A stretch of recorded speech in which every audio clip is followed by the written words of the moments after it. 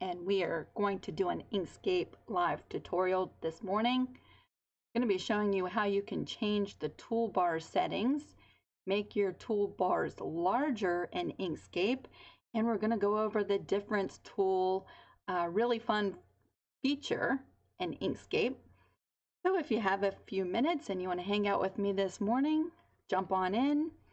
And let's see, not quite sure where I can see your comments.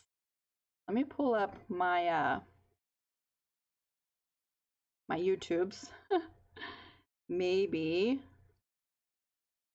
I can see it there because it's not showing up here. So how are you doing today? It is Friday, going into the weekend. There, maybe I can see the comments that way because it's not showing up today for some reason. Oh, there we go. Hello, Vicky. Yay, I'm so glad you can hang out with me today. I'm going to be doing some Inkscape stuff today. So let me just let you know, I am using Windows 8.1 on my computer, and I have Inkscape version 0.91. A while back ago, I upgraded to the newest and latest version of Inkscape, and it did not want to work on my computer, so I uninstalled it, and I am operating on 0.91, and so that's what version of Inkscape I am using today. Hello, everybody. Yes, it's the weekend. Hello, Pat. How are you? I thought, you know, doing these Inkscape videos would be helpful, and if you're watching and you want to learn more, I will be adding this video to a playlist for Inkscape. So if you're totally new and you have questions, you can go check out previous videos. And yes, if you have questions, you can ask me while we're live, or you can put them down in the comment section below. Hello, everyone. So great to see you. So let me move some screens around. I'm going to bring you over to Inkscape. We're going to show you how you can adjust your toolbar settings. Usually when you download Inkscape, some of the icons and the tools are rather small on your screen, and so I thought I'd show you how you could fix that if you want to, or why, if you have the same version as I do, the 0.91, your screen might look different than mine, and that's because I've altered my settings. So I'm going to show you how you can do that first, okay? Let me change some screens around. Share screen. Transition. You should see my desktop now. Hello, hello. I'm so glad y'all are here. Let me pull up Inkscape. I have a tutorial already for you. So this is my working space for Inkscape. The first thing I want to show you is how you can move your toolbars around and make your icons larger. I've made mine bigger so that they're easier to see, especially with these tutorials. So the first thing I want to show you is how you can change and make your icons bigger on your toolbars. I'm going to go up to this top screen right up here. You'll see my little mouse, and we're going to go to View. We'll click on View. Nope, that's to move your toolbars around. But let's go over that since we're here. View, right in this menu, go all the way to the bottom. You'll notice the little black button right here next to Custom. That has moved all of my toolbars right up to the top of the screen. Let me show you what happens if I select Default. One of my toolbars is now on the right side of my screen. If we go back up to View and we click on Wide, then that next top toolbar has also moved over to the right side. So depending on where you like all of your tools to be, maybe you want them on the right side. Maybe you want them all up at the top of your screen. I like mine on custom, and that moves everything right on the top of my screen. Next, I'll show you how you can make your icons bigger. If you're having a hard time seeing them, you can go to Edit. From this menu, we're going to come all the way down to the bottom. We're going to click on Preferences.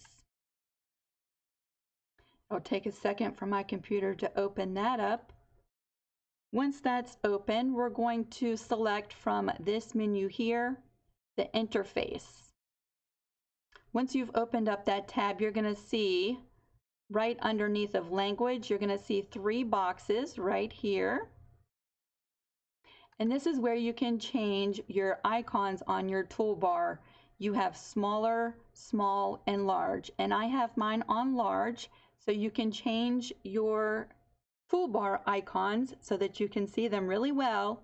However, when you do that, you will have to close Inkscape altogether and then reopen it for the change to be seen on your workspace. So just keep that in mind. If you make changes and it looks like it stayed the same, that's because you have to close Inkscape and open it back up. Then you'll see the changes and your icons will be larger. So I wanted to share that because I had a conversation with someone yesterday and they said they had the same version of Inkscape, but mine looked different than theirs. And that's because I've modified my toolbars and I've made them bigger. So today I thought we would go over the difference tool. And if you work with other softwares like for your Silhouette or Cricut or Brother Canvas Workspace, all of those programs do the exact same thing, except they're called something different, like cutting tool or slicing. Let's see, there's a couple of other different names that your software that you're using might call this function. However, in Inkscape, it's called difference. Just want to let you know, on my phone, the comments are really, really tiny. And so if you've asked a question, I can't see it, but I'll revisit the comments in just a little bit. So what difference does is it takes 2 shapes and cuts holes out of your bottom shape. I just lost my train of thought. What was I going to say?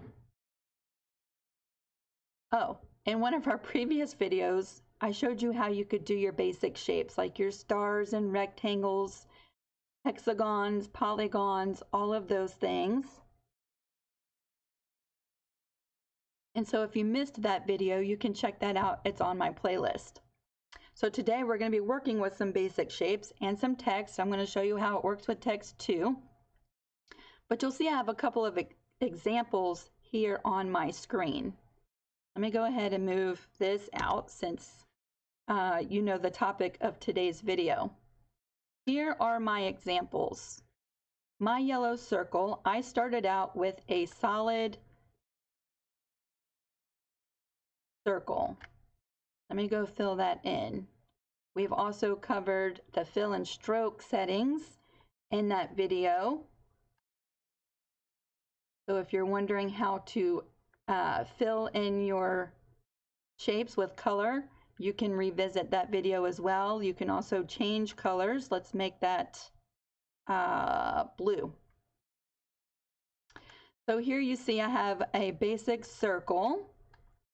And let's say you want to cut a star out of the center of your circle. Let's draw a star right on the screen, and let's change that to yellow so that we can see. Let's move that right over top of our circle. Now you'll see I have the top yellow star selected. I'm going to hold down the Shift button and then also select my blue circle. Now you'll see a dotted box around each one of my shapes. You can do this two ways. There is a shortcut on your keyboard, but I'm going to bring you up to the menu, and we're going to select Path.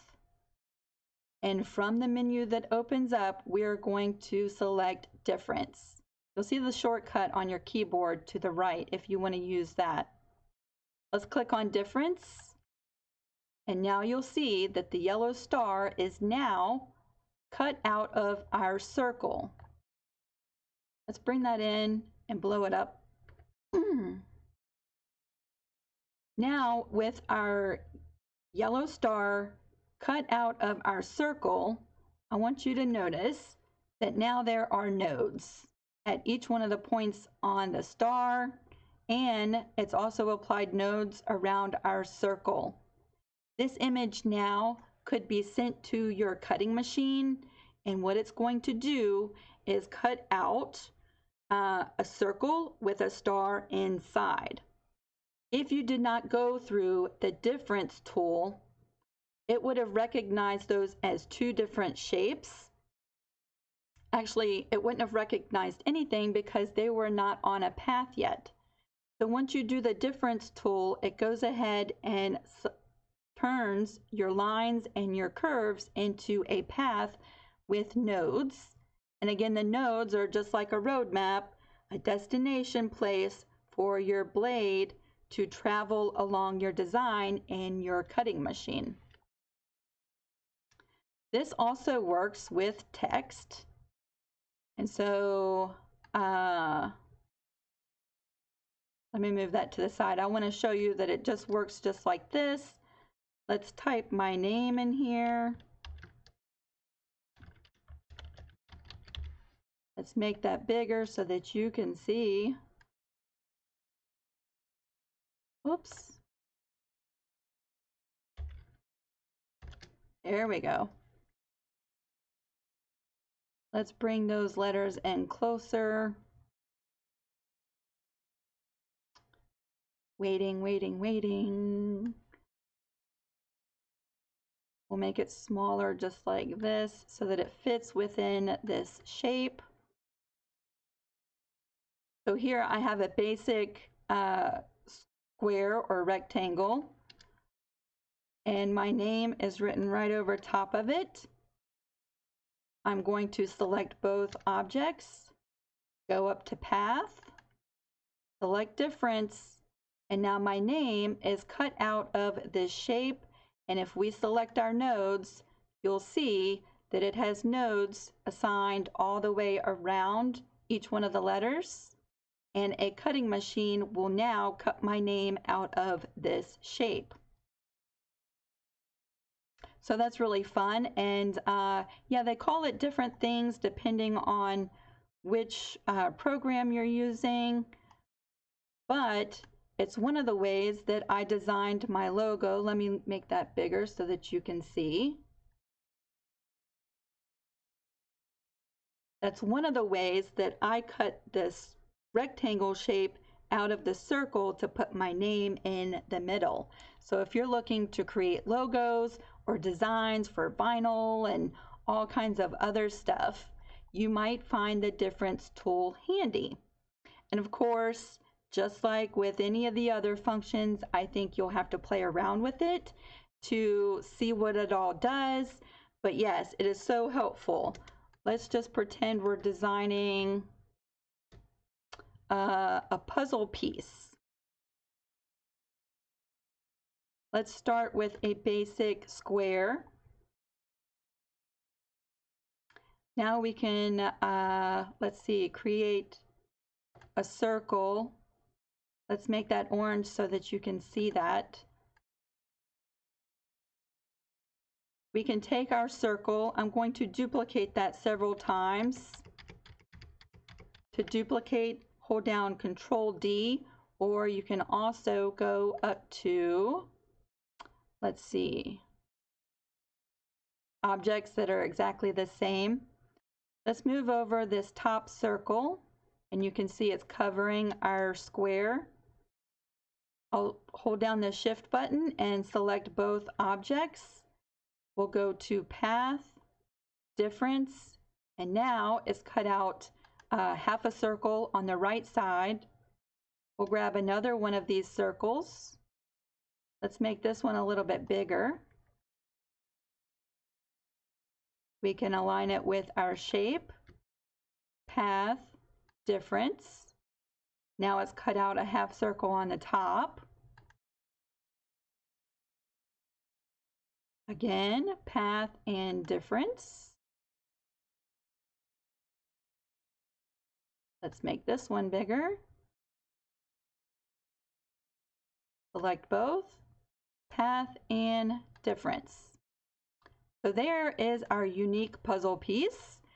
There's also a function called union, and we will go over that in the next tutorial. So if you're wondering about that, that's what we'll be sharing next, where we're joining two pieces together. But this is the difference tool, and you can create all kinds of unique shapes with this tool. I hope that's helpful. I'm going to leave Inkscape open, and if you have any questions, then maybe we can cover that while I am live. So let's scroll through and see if there's any questions. Vicki, I know it's very confusing, and really it's just like a brand new sewing machine, and all of the settings and the functions in a brand new sewing machine, you really learn it by using it and experimenting. And so I think the more you use it, the easier it'll be, and kind of like muscle memory. You use the same functions over and over again, and then your mind just remembers what they do and where they are. And before you know it, if you practice, you'll get really good at Inkscape.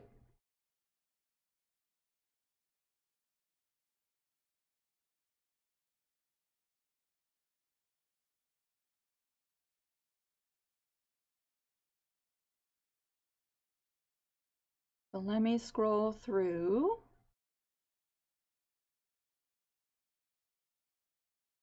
What is that on the left side of your screen? Vicki, do you mean the left side of my screen on Inkscape? Let me close this and open this. On the left side of my screen is another set of tools that you can use. We went over the basic shapes that you'll find on the left side of the screen in a previous video. You can go check that out. But this top arrow lets you select different objects. The button right underneath is your nodes. Your nodes are the little pit stops on a road trip for your blade if you're using a cutting machine. I do not know what the wavy thing is. I never use that. There's a zoom function, a measurement tool, squares, 3D shapes, circles, polygons and stars, swirls. You can draw free-handed lines like this, like that, and then edit them with your nodes like this. Those are all things that we'll go over in future videos. There's a calligraphy pen. I never use that, but feel free to experiment with that. Text, airbrushing, I never use that function. An erasing tool, fill, gradient, pick colors. That's really fun. Let me show you what that does. So let's select our little puzzle piece that we created, and right now it's yellow. Let's say that I want it to be exactly the same color as the square that's right next to it, or the rectangle. While our item is selected, you can click on the eyedropper, go into the square, and click, and now it's copied the exact same color. So you can do that just like that. So that is what is on the left side of my screen. Let's see.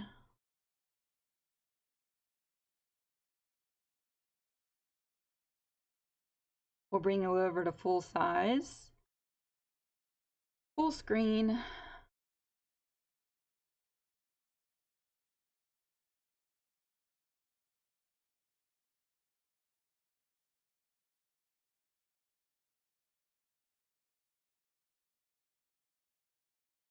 Just reading through some of your comments. You have no more muscle memory.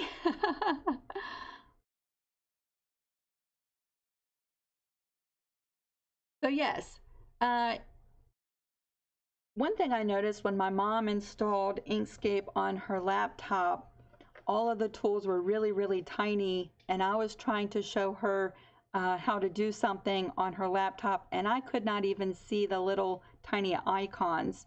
So if you missed that part, in the beginning I showed you how you can increase the size of your toolbar icons. I also showed you how you can move your toolbars from the side of your screen to the top, just like you see in my version. Again, I am using version 0.91, and that is the Inkscape version that works best on my computer.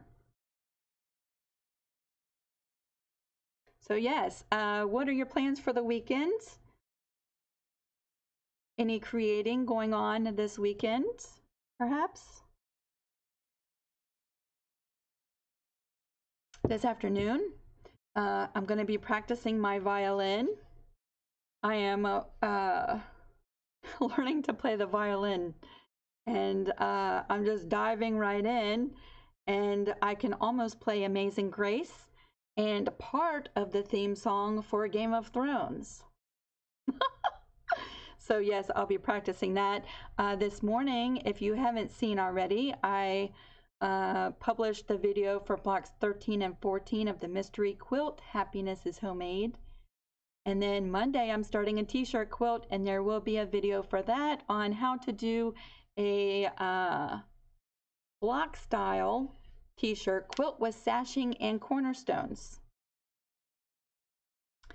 So that's what I'm doing. Let me just check the comments and see if we have any questions before we go. Trying to keep these videos a little bit shorter and on topic.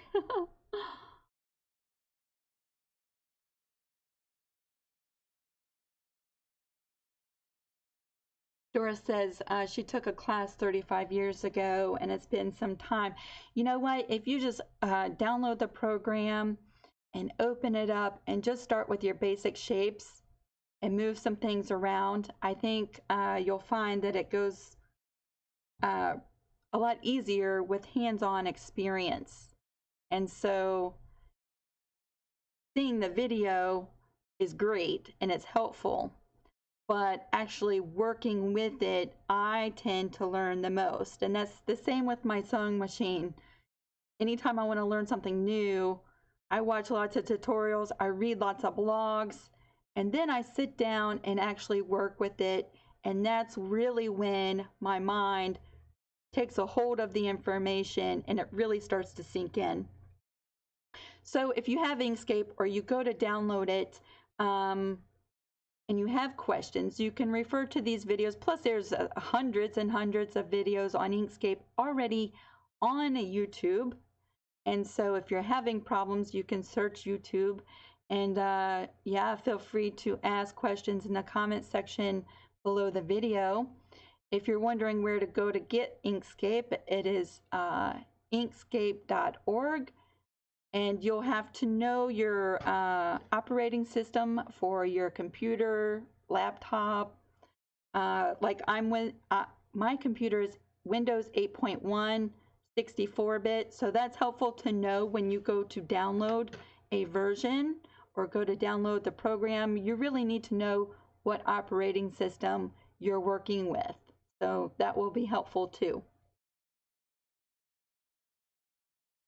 Vicki, I have a Brother Scan and Cut. It's a CM350. And before that, I had a larger cutting machine that I had ordered from Sign Warehouse. But that thing was humongous and it took up too much room And so, yeah, I don't have that anymore, but I have the Brothers Scan and Cut CM350. I cut fabric with it. I cut applique. I cut cardstock. I cut stencils. Let's see. I cut all kinds of stuff with that. And it works really, really well.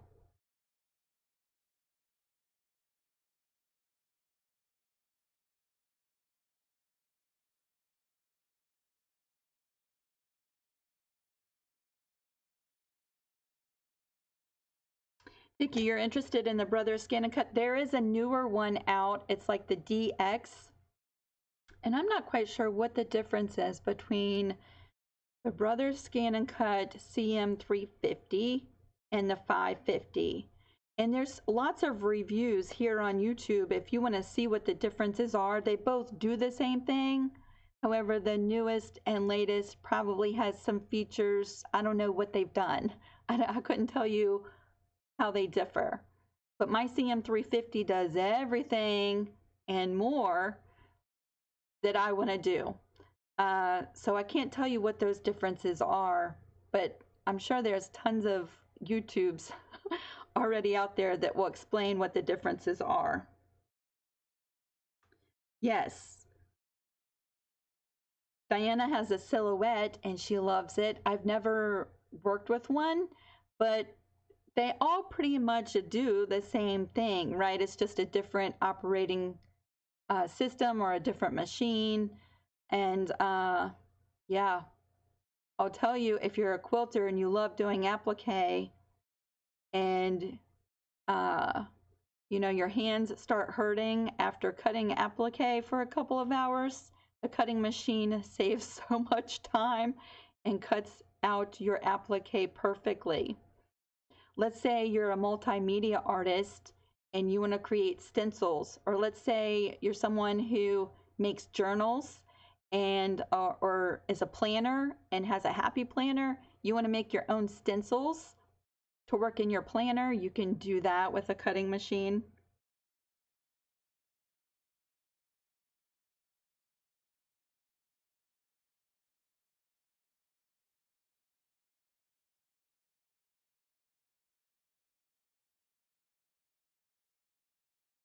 All right, y'all.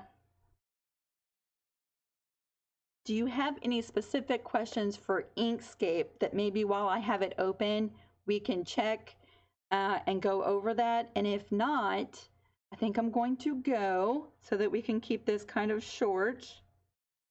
And yeah, I'm hoping that my streaming is all better. Had some issues this week. I think I got it all resolved. And hopefully there's no crazy feedback on this video and nothing's freezing up like my previous Inkscape videos. So if you saw those and you noticed something, I'm hoping that this one is better.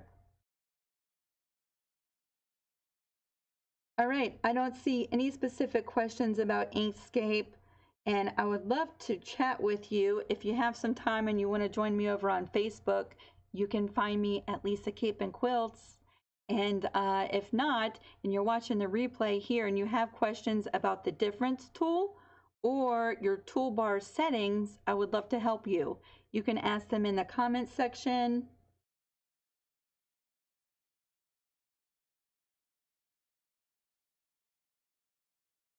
And yeah, if I missed your question, I'm really sorry. I have a hard time seeing the comments when I'm doing a live, but I try to keep up with it. But if I've missed it, I'm terribly sorry. Not on purpose. I would never ignore a question or a comment on purpose. I see y'all are having conversations and asking questions. I don't want to cut you off while you're doing that.